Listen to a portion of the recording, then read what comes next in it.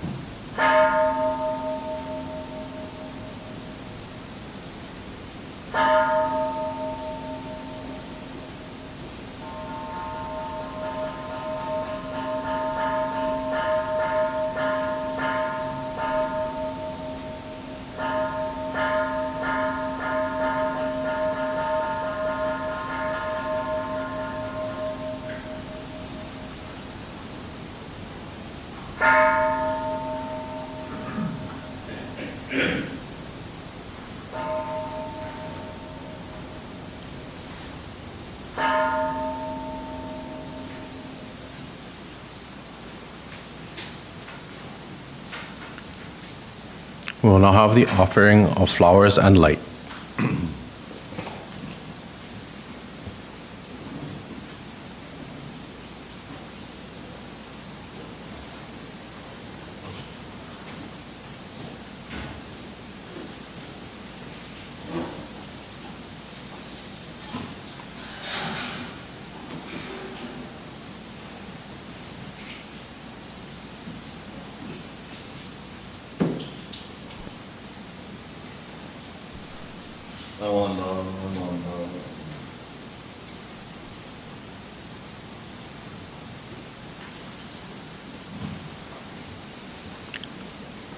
Please rise for the meditation, followed by the chanting in Pali and English of the Vandana and Ti-Sarana, located on page 7 in the red Jodo Shinshu Service book.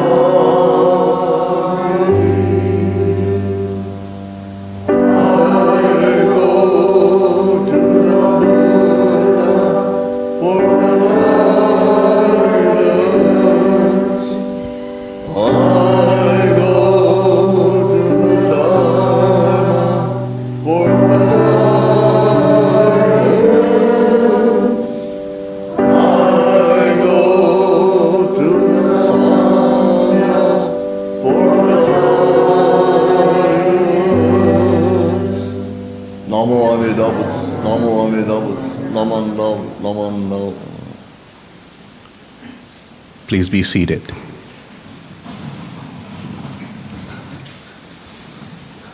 We'll now have Son Bu Jo and the aspiration led by Reverend Dr. Sumikawa.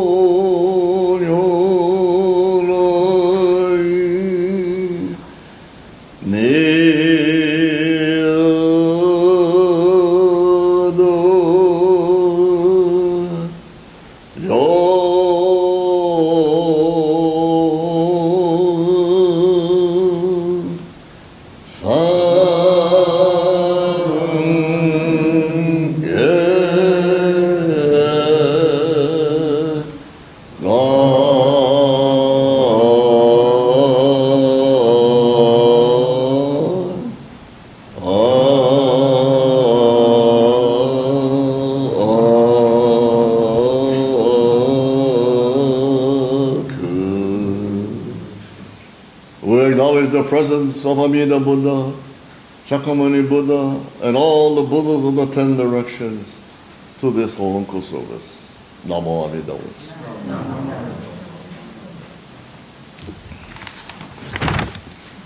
We are gathered here together in the presence of Amida Tathagata, the embodiment of wisdom and compassion, to observe the Windward Buddhist Temple's annual memorial service for our founder, Shinran Shonin. The Nembutsu teaching has been transmitted through the 7 spiritual masters. We gather to acknowledge our gratitude to Shinran Shonin for having clarified and transmitted the valuable Nembutsu Dharma. Standing on the essential brotherhood of all beings, we confidently anticipate entering the joyful state of the uncreated. Namo Amida Butsu. Namo Amida Butsu.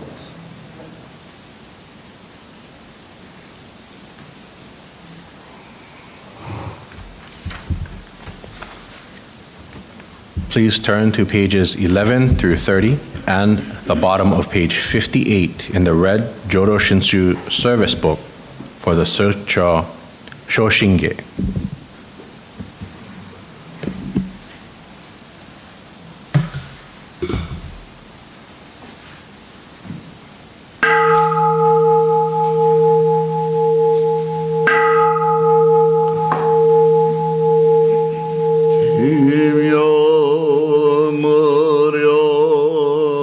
Yo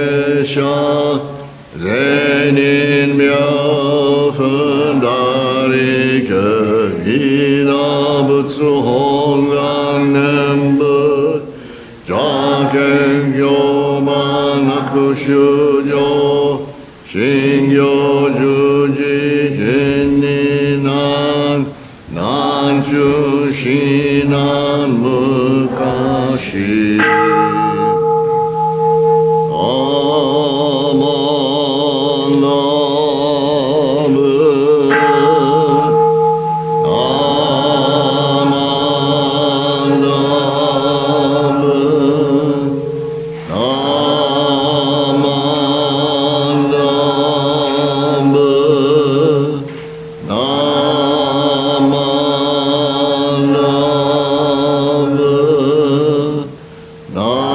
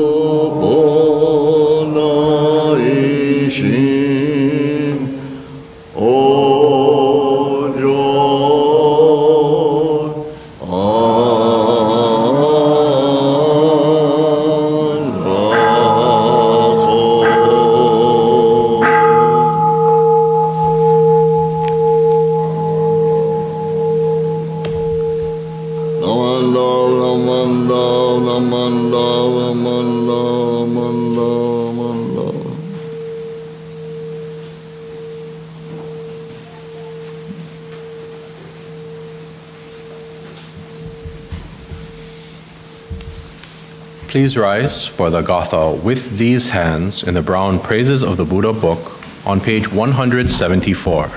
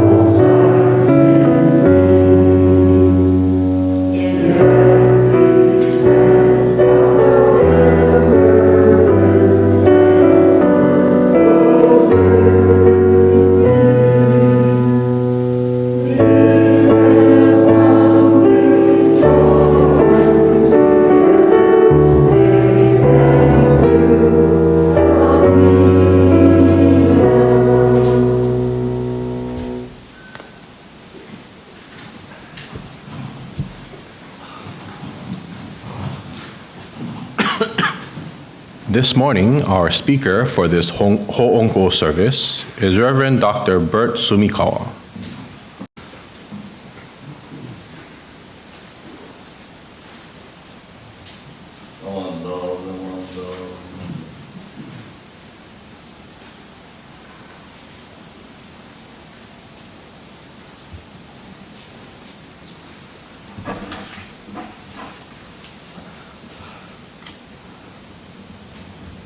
Morning, everyone. As usual, it's nice to see all of you after about a 2-week absence, back again to say a few words with you in this very important service. Let's put our hands together in reverence as I read these words. How adorable, in place of the world-honored one, our founder, Shinran Shonin, has appeared in the world. Look up to him as a Buddha and entrust yourself in him. Namo Amida Butsu. Naman Damas. Well, these words were written by Reverend Zuiken Inagaki, who was a very famous scholar, Shin Buddhist scholar, and in speaking about Shinran Shonin. This past Monday, January the 15th to be exact, the nation celebrated one of America's greatest heroes, if you recall, that of the Reverend Dr. Martin Luther King, who in one fell swoop liberated and improved the lives of not only African Americans, but that of all Americans of every color and every religious persuasion. And I might add, he laid the groundwork for legal acceptance of single-sex partnerships, as well as for the rest of the LGBT community. We celebrate his life and achievement each and every year since the early 1980s. By the same token, this morning, we celebrate the life of Shinran Shonin, the founder of the Pure Land sect of Buddhism, in one of the largest services of the year in our Jodo Shinshu tradition, in remembrance of his passing about 760 years ago. Hoonko, as all of you may know, is translated literally as Dharma gathering for the acknowledging of indebtedness. At Hoonko, we trace the footsteps of Shinran Shonin with deep appreciation in our hearts and resolve to dedicate ourselves in the service of others to truly make our world more friendly and happier for all mankind. So when we say Dharma gathering for the acknowledging of indebtedness, what exactly is that? What are we saying? To whom are we acknowledging this debt? Actually, We are acknowledging the wisdom and compassion that has been bestowed on us by Amida Buddha. Amida, who in his causal state, or when he was a bodhisattva, his name was Dhammakara. When he viewed many, many pure lands, and upon fulfilling the 48 vows, established the Pure Land in the Western Paradise as his Pure Land, and became the Amida Buddha, thereby establishing a path by which sentient beings such as we could attain birth and realize enlightenment. If you look at the statue of Amida Buddha before you, you look at the rays that are coming out in the back of his head, there's 48 of them, each one representing one of the 48 vows that was made by Dhammakara Bodhisattva before becoming the Amida Buddha. Also, if you look at the bottom where he's standing, you see a bunch of green leaves, right? Well, there's 48 of them. Those are lotus leaves. Lotus, as you know, very important in Buddhism because we human beings mired in what we call the three poisons, the gases, such as the lotus flower. The plant grows in muddy, dirty water, but then out of the dirty, muddy water, what happens? It blooms a beautiful, beautiful lotus flower depicting enlightenment. And that's the reason why the lotus plant is very important in Buddhism, and you see it at every temple, almost every temple. So the principal vow in Jodo Shinshu is the 18th vow, right? I said he made 48 vows. The 18th vow is the most important one, commonly known as the primal or the original vow. So through this primal vow, we are made aware that we are not attached to the idea that everything is separate and not interconnected.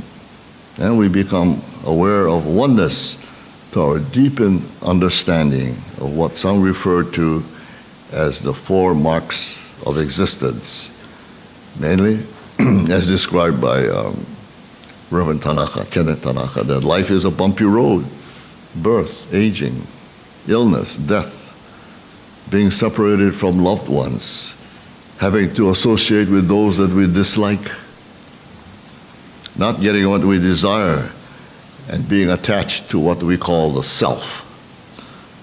Number two, that life is impermanent. Things are constantly changing. Nothing remains the same. Life is interdependent. Today, with the concern for global warming, the use or misuse of fossil fuel, that it becomes a huge concern for all of us in the world. And the fourth is that life is fundamentally good.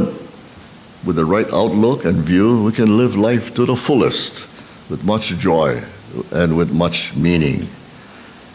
And so while he was a monk on Mount Hiei, and while he was with others striving to attain enlightenment, he was not able to achieve anything in this way. On the contrary, he saw himself as a foolish being, filled with delusions and passions that he could not overcome by his own power.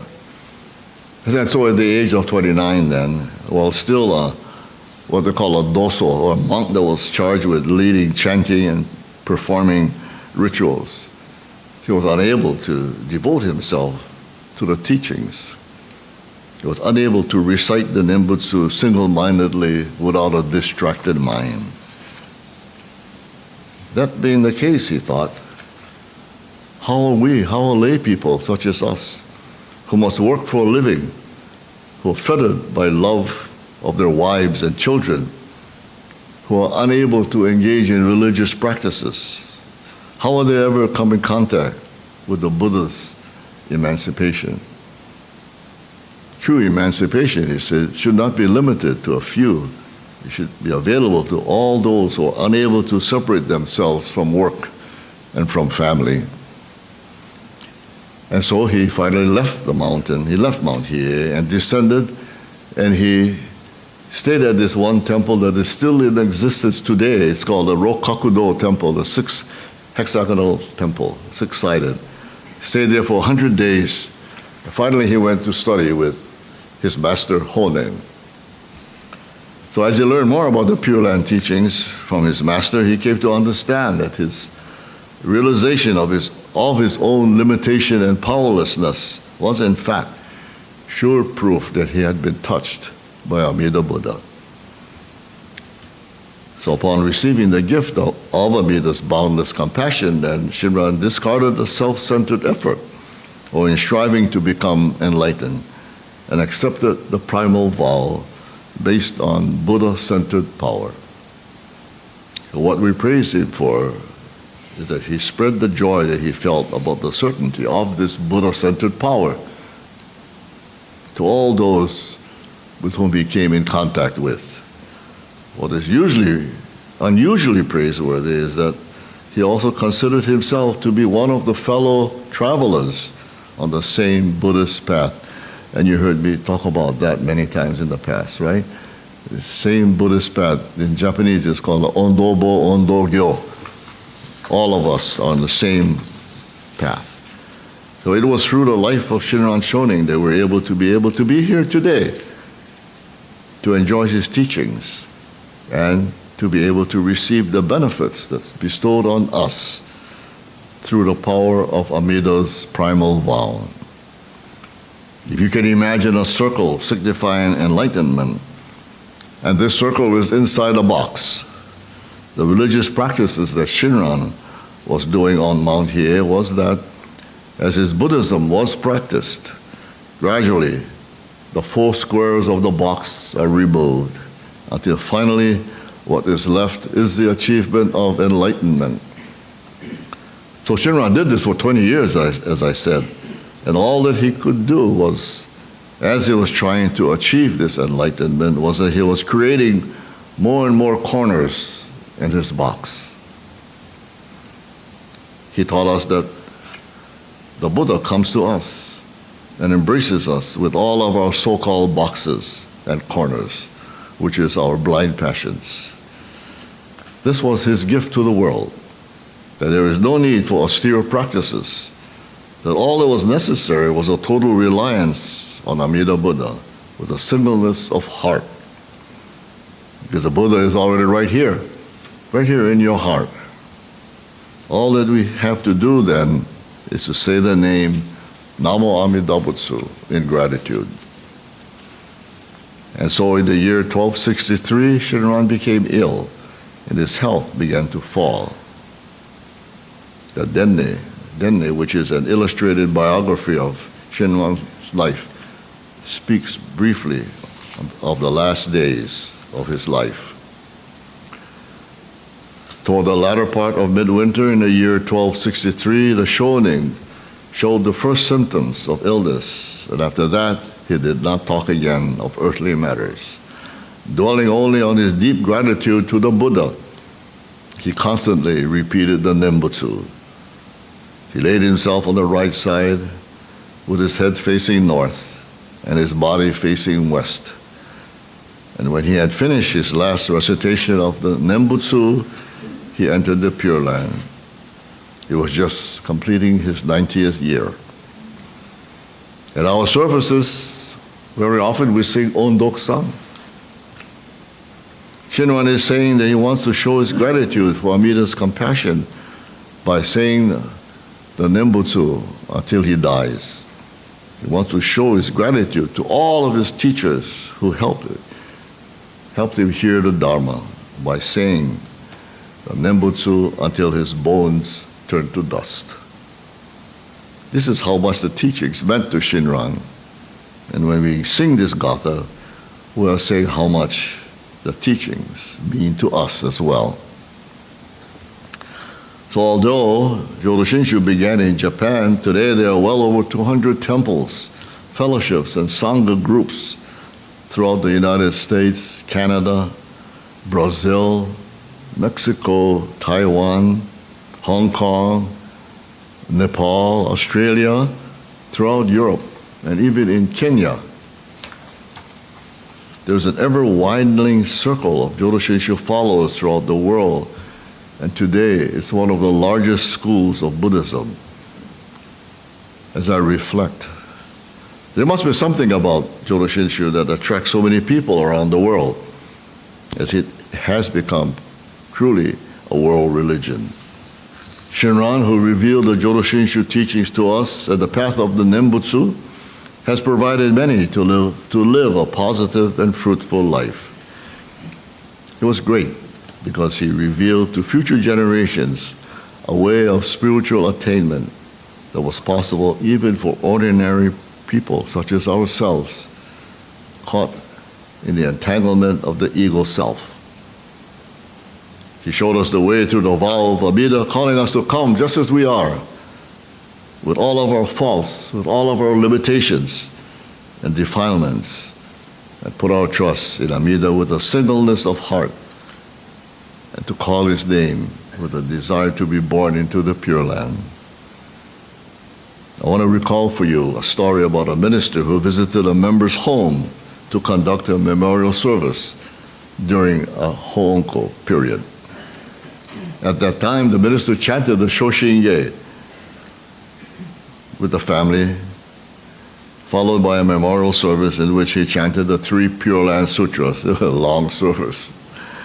After chanting, he delivered a message to the family. After the service, about 20 family members got together to have lunch. They also drank beer, they had some sake, they were having a good time. About 20 minutes later, after starting to drink, and after they got pretty mellow, one of their relatives, who seemed to be in his 50s, talked to the minister. "Hi, Reverend, in your Dharma message, you talked about the Pure Land and Amida. But nobody has returned from the Pure Land, and we never receive any letters from the Pure Land. Are you sure that the Pure Land actually exists?" The minister replied, "Yeah. In fact, a letter from the Pure Land has already reached you. But you don't realize that. That's the only reason why you think that you didn't receive a letter from the Pure Land." He continued to say, "Okay, listen. Do you doubt and deny that many radio waves come and go from this room? Radio waves from a radio, natural radio waves from space, and many other radio waves are in this very room, but we cannot see or hear them. In this day of scientific knowledge, if you deny the existence of radio waves, what would happen to you? Why don't we hear them? Because we don't have a receiver here. Right? We need a receiver to catch the waves from the radio. In the same way, we need a receiver to catch a letter from the Pure Land. And that is a human body that the Buddha taught us. And you already have a human body. However, you still can't hear it. Why? Even if you buy a widescreen TV receiver, you cannot get a picture on the receiver without turning it on. In the same way, even if we have a wonderful human body, we cannot hear the letter from the Pure Land without turning it on. Turning it on is equivalent to what is called listening to the teachings. Also, when we want to watch a favorite show on TV, we need to turn it on to the correct channel. In the same way, we need to listen carefully to the Dharma to hear the letter from the Pure Land. That's the story. To listen to the letter from the Pure Land means to hear the calling of Amida Buddha to save us all without fail, and to accept the calling as it is without doubt. But isn't it difficult to accept this letter as we are filled with blind passions? For example, if I receive a letter from someone that says I will receive $1 million with no obligations, I would not believe it. I would think that's too good to be true. I would doubt it. Likewise, we may doubt that we should receive a letter saying that the sender will save us all foolish beings without any recompense. But the sender of this letter is Amida Buddha, and it is written with great and true compassion. We will never doubt a letter from our parents that says, take good care of yourselves, because through their thoughtfulness, as in the past, you know that your parents are concerned about you from the bottom of your hearts. In the same way, Amida Buddha, who is always concerned about each of us and vows to save us, and completes the vow in the form of the Nembutsu that is working on us at all times. So the Nembutsu is an evidence of Amida's concern. When we realize this, we accept the letter from the Pure Land as it is. This leads us to recite the Nembutsu, that although we recite it, it is actually Amida that calls me to recite it. To listen to the letter from the Pure Land is listening to the Dharma, so vital in Jodo Shinshu. Through hearing the Dharma in services, study sessions, reading books, and actually events and occurrences in our daily lives, our awareness is broadened and deepened. Through our self-reflection, we are made more aware of the compassion that is surrounding us. But in our busyness of our daily lives, often rushing around, multitasking, trying to get as much done in a small, limited amount of time, we tend to feel that there are so many things to do and finish, so many things to be concerned with, that our self-centered views prevent us from seeing the reality of the Dharma. Our minds are compared to monkey chatter, endlessly filled with compulsive thoughts and insatiable cravings. We're like white mice in a cage, endlessly going around in the exercise wheel. If we do not correct this, if we continue to live in self-centeredness and delusion, it will eventually blow up. But as we begin to live the life of Nembutsu, to live simply in the Nembutsu as Shinran Shonin tells us, then our three poisons of greed, anger, and they call it stupidity, but actually it's unawareness, is released slowly but surely. When we awaken to the pure mind of Amida Buddha, we transcend the challenges that faces us. So let's all release our so-called gases and live a life of contentment, gratitude, and appreciation. We should express gratitude and appreciation to all family members, virtually all that have come and gone, and also those that are still living. We can learn that from the Jodo Shinshu perspective,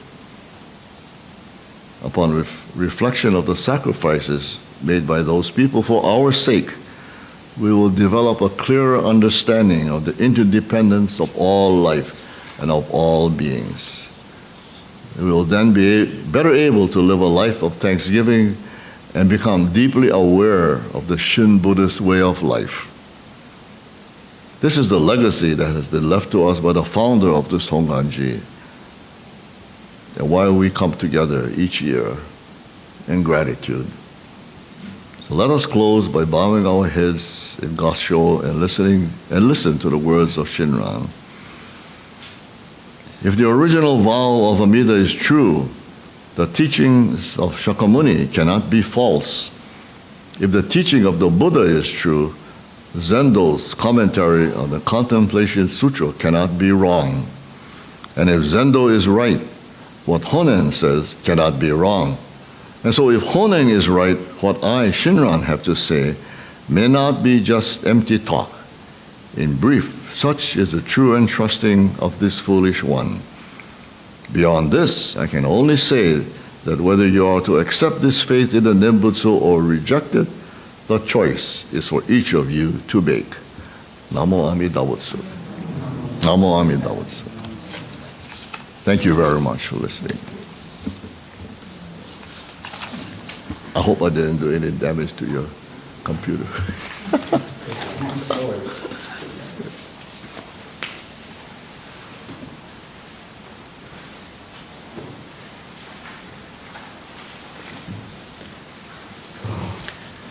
Thank you very much, Reverend Bert. Please rise for the Gatha Arigatai in the purple WBT Supplemental Service Book on page 15 and continue to stand for the Nembutsu.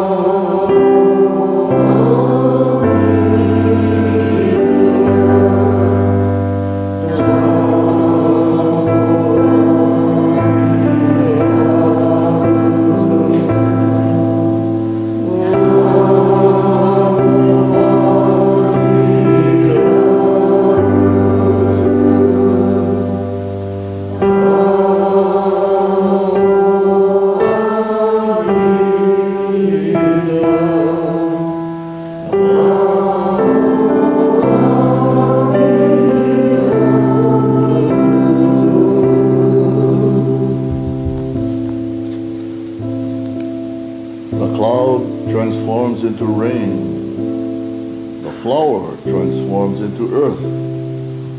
The earth transforms and becomes a flower watered by the rain that was a cloud.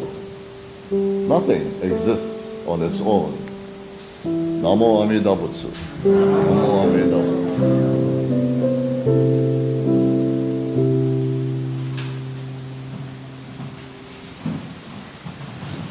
Please be seated. thank you all for attending the 2023 Hoonko Service. And at this time, I'd like to call upon WBT President Dennis Tashiro for announcements.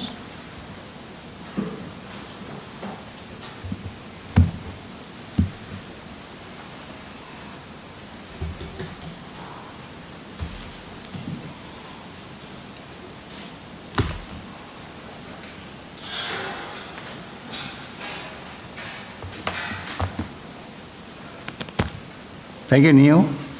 Thank you for being the MC.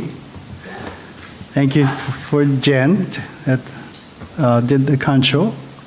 Lisa for playing the piano. And David, thank you for being greeter.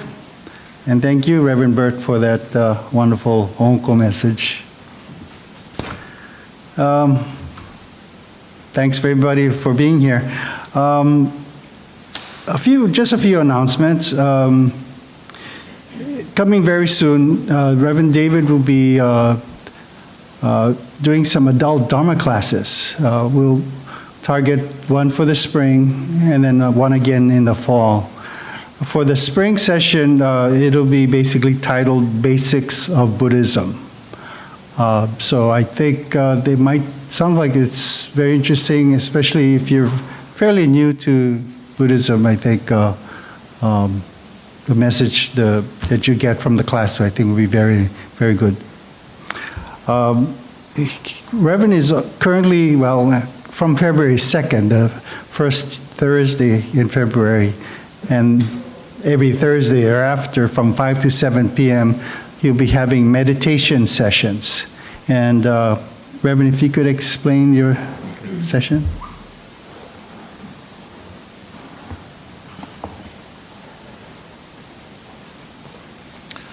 So we used to have meditation prior to the pandemic every Monday evening, and then we stopped because of the pandemic. But then I'd like to restart it again. But this time we'll do it on every Thursday, and we'll start from February the 2nd. And what it entails is several things. We do a guided meditation where I guide you through a scene so you can relax, and then we have a walking meditation aspect where you walk around the temple, and when we reach the center, we turn, face the altar, bow, continue walking, and come back to the center, offer incense, and then sit down. We'll also have quiet sitting for about 10 minutes or 15 minutes, depending. Following that, we'll go into Sutra chanting. And previously, we used to chant Shoshinge, but I think this time we'll chant a shorter one, Jusege, because of the quiet sitting aspect. And then after that, we'll have a talk story session where if you have any questions, if anything you want to discuss, then we can do that at that time. So you don't have to come every week. Just come when you can, and that'll be good. So check it out and see if you like it or not. Okay? Thank you.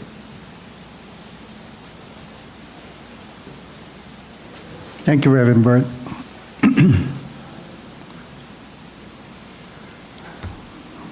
Next Sunday is our remembrance service.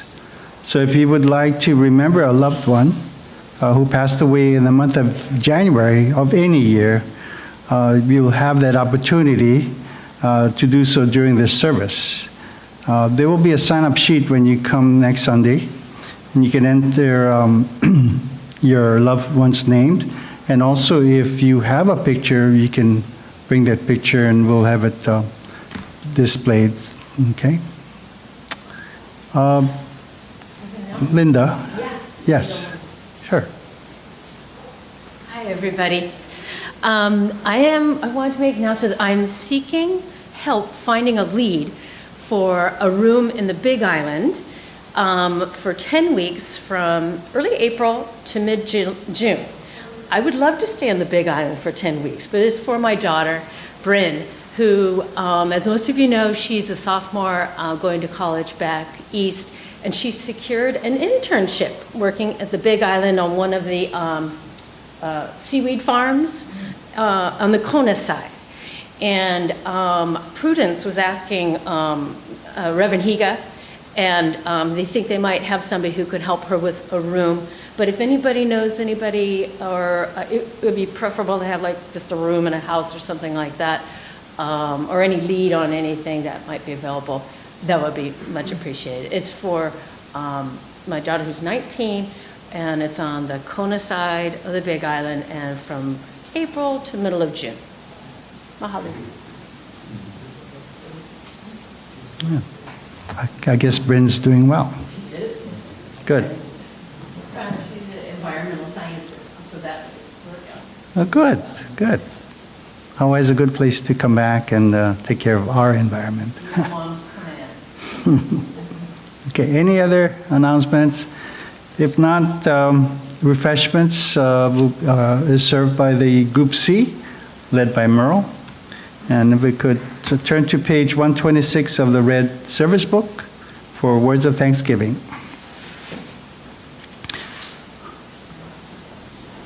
We are truly grateful for this wonderful food, the gift of life. As we partake of this food, let us remember Amida Buddha's compassion, which surrounds all people and all forms of life. Namo Buddhaya. Itadakimasu. Thank you very much.